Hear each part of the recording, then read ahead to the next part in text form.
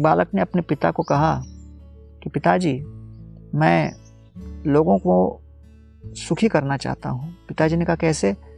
बेटा कहता है मैं जाकर लोगों को आलिंगन करके उनको संदेश देना चाहता हूँ। 3 प्रकार का संदेश।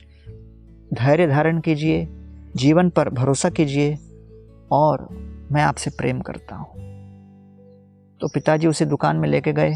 पूरे मॉल पे कई लोगों को उन्होंने आलिंगन किया और फिर गाड़ी में बैठ के लौट रहे थे। और तब अचानक बेटे ने पिताजी को कहा, पिताजी क्यों नहीं इस घर के सामने आप रोको और मैं यहाँ पर जो रहते होंगे उनको भी ये संदेश दे के आता हूँ। पिताजी ने गाड़ी रोका, अपने बच्चे को लेके गए। द्वार पर जब वो खटखटाए, द्वार खुली। एक बूढ़ी महिला, वयोवृद्ध महिला वहाँ खड़ी थी और पुत्र ने मुस्कुराते हुए जोर से कहा, देखिए, आप धीरज रखिए, जीवन पर भरोसा कीजिए और मैं आपसे प्रेम करता हूँ। जैसे महिला ने ये शब्द सुने, उसके मुख पर एक विशाल मुस्कान छा गई और वो कहने लगी, वास्तव में भगवान ने आपको भेजा है। पिताजी ने कहा, क्यों, क्या हो गया? तो कहने लगे, अरे मैं अपने पति को खो बैठी कुछ दिन पहले, मेरे बच्चे नहीं, और मैं बहुत परेशान थी।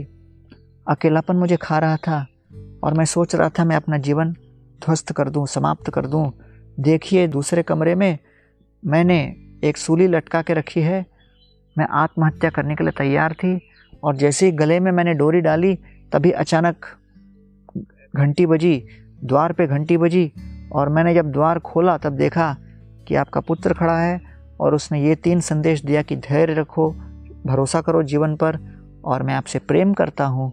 तो मुझे विश्वास हो गया कि पूरे जगत में कोई एक व्यक्ति तो है जो मेरे साथ संबंध स्थापित करना चाहता है, मेरा प्रोत्साहन कर रहा है। और ये आशा की किरण डूबते के लिए तिनके का सहारा बन गई है और मैं फिर जीना आरंभ करूंगी। इसको सुनकर पिताजी बड़े अवाक रह गए। तेषाम अहम समुद्धर्ता मृत्यु संसार सागरात भवामि न चिरात पार्थ मैया वेशित चेतसाम। इस जगत में कोई भी डूबते हुए व्यक्ति के लिए भगवान कहते हैं, मैं आपका उद्धारक बनूंगा। जो भी भौतिक इच्छा मन में है वो एक बूंद की भांति है और कई ऐसे भौतिक इच्छाओं के बूंद जब एकत्रित हो जाएं तो बनता है सागर।